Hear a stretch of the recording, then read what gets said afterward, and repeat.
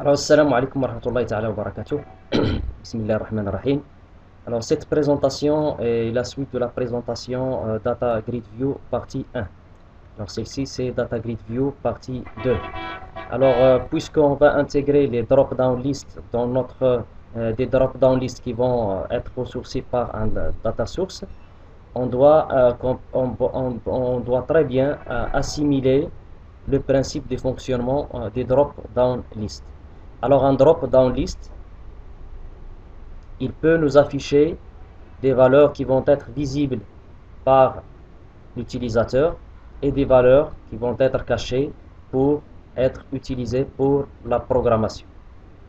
Alors par exemple, on a la table post qui contient la colonne post et la colonne post description. Alors, il est judicieux de faire un affichage de post description à l'utilisateur, mais pour des besoins de codage, on va utiliser ici le post, c'est-à-dire le code de post 1, post 2, post 3, pour être utilisé pour des finalités de programmation. Alors, pour configurer un drop-down list, on doit renseigner la data source. Alors, la data source, il peut provenir d'un SQL data source, bien data reader, bien d'un table, d'un dataset.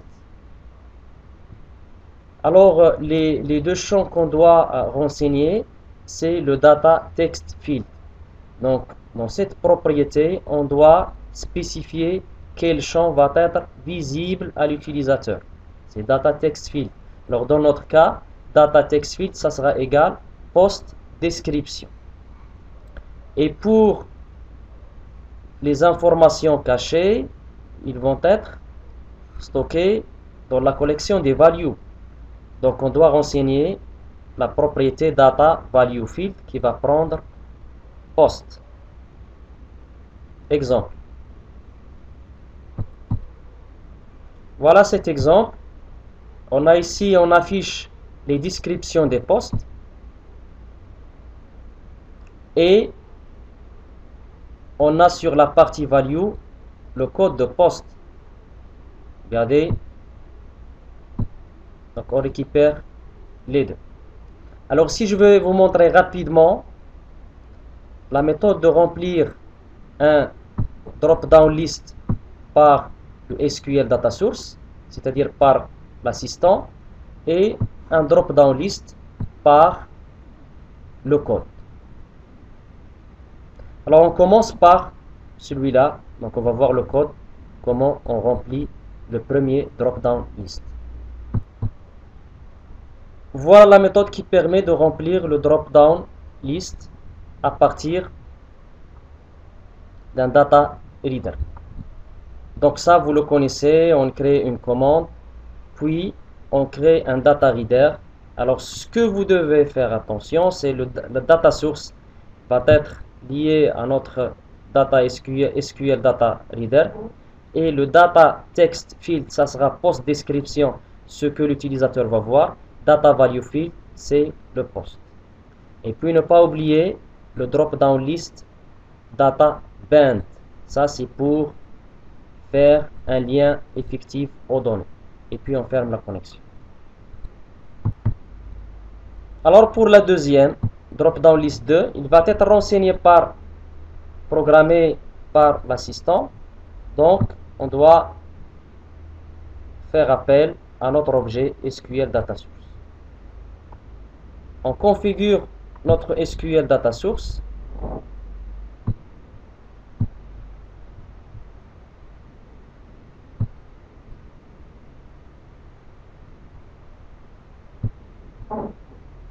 Post, je sélectionne les deux champs suivants, le test terminé. Alors regardez maintenant la liaison des trois variables qu'on doit renseigner. Alors la première, c'est choisir la data source. Voilà, c'est SQL Data Source 1. Deuxièmement, on renseigne ce que l'utilisateur va voir, c'est post description. Et la valeur, on le sélectionne ici, sélectionner un champ donné pour la valeur drop-down. Okay. Activer le auto post path. pour avoir des post-back si on change la sélection sur le drop-down list.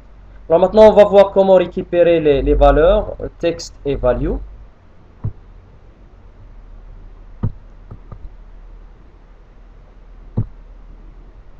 Alors pour récupérer les valeurs, c'est très simple. Voilà, la récupération de valeurs.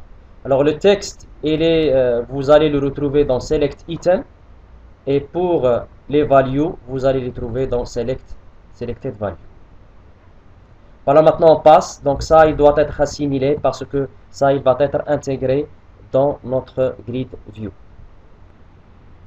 Alors voilà notre grid view. Donc sur la partie modification, sur le template modifié, on a les deux drop-down listes. Mais ils sont remplis d'une manière statique. On ne peut pas, donc, s'il y a un poste ajouté, ça ne va pas être ajouté d'une manière automatique. De même, si on a une catégorie qui a été ajoutée dans l'entreprise, elle ne va pas être ajoutée d'une manière dynamique. Donc, les données qu'on a ici sont déjà statiques. Donc, on doit les rendre dynamiques. Alors, pour ce faire, on doit avoir deux sources de données. La première source de données qui va ressourcer le drop-down list catégorie qui va à partir de la table catégorie, et la deuxième source de données qui va ressourcer la deuxième drop-down list post à partir de la table source. Donc tout d'abord, on va configurer deux sources de données. Alors pour ce faire, alors maintenant, on va créer la source de données de drop-down post. Alors,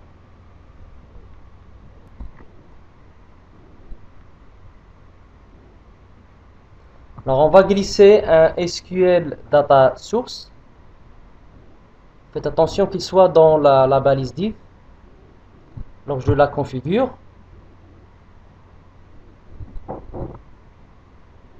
Donc ma connexion.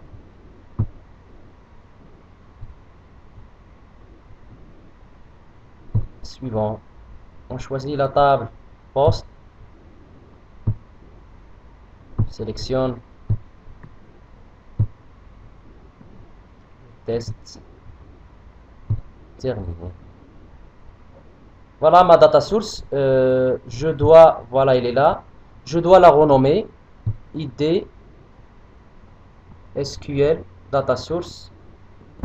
Bien, je vais la nommer source post. Faites attention au nom parce que vous pouvez avoir des noms identiques, ça cause des problèmes. Alors voilà la connexion. Select command.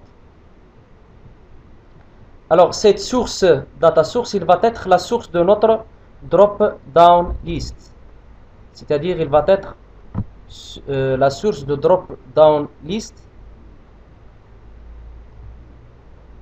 Mais le drop down list qui va être dans le template edit template. Donc je modifie le modèle et je cherche le post. Voilà, et je passe en edit item template. Voilà le drop down list qu'on avait. Donc c'est un drop down list qui est rempli d'une manière statique. Donc j'élimine tout ça parce qu'il va être rempli à partir de la base de données. Et puis vous pouvez, pardon, je passe post, item, voilà. Ou bien vous pouvez passer directement, modifier les éléments et vous supprimez les éléments à partir d'ici. Okay. Alors maintenant, je vais choisir la source de données. Alors ma source de données, c'est source post. Alors ici, j'ai pas encore les champs parce que je dois actualiser. Là, on configure la source de données. Je refais la configuration. Test. Terminé. Choisir la source de données. Voilà.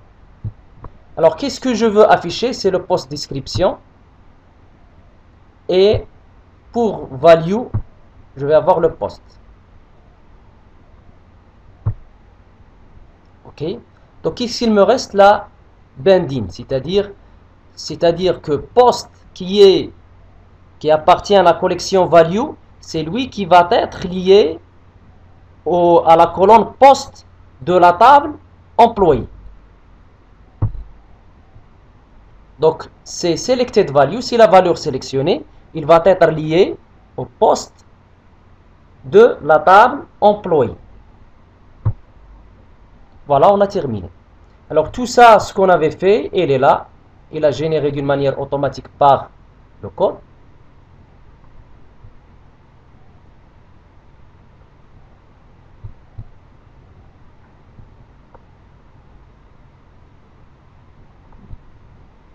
Voilà, selected value, il est bindé à post.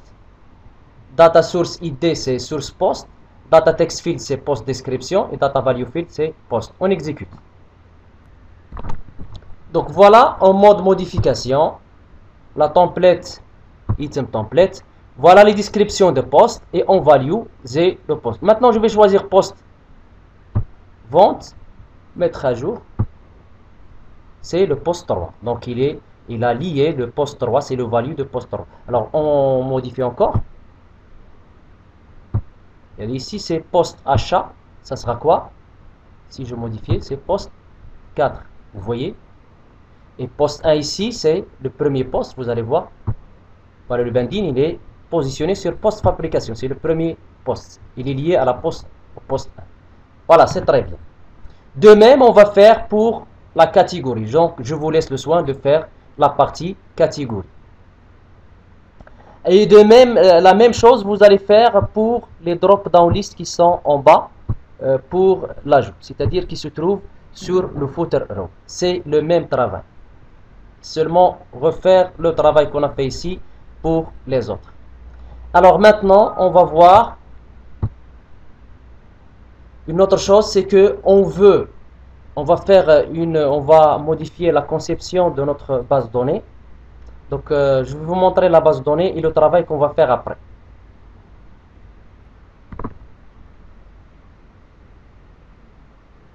Alors, voilà notre base de données. Déjà, on a travaillé avec cette partie. Alors maintenant, à partir de l'employé, on va faire la programmation des travaux effectués par les employés sur les différents projets. Alors, un employé, chaque jour, il peut faire un ensemble d'heures sur un ou plusieurs, sur un projet, ou bien plusieurs projets. Alors, sur la table travailler, on a le ID projet, le ID employé, la date, c'est-à-dire le jour, la durée, combien d'heures il a passé sur le travail sur le projet, et la description des tâches qu'il a réalisées. Alors ici, on a le projet, on a le ID, c'est la clé de la table, il est du type identity, le nom de projet et la date du début de projet. Alors notre but, c'est à partir de Grid View employé, on passe directement à une note formulaire qu'on va la nommer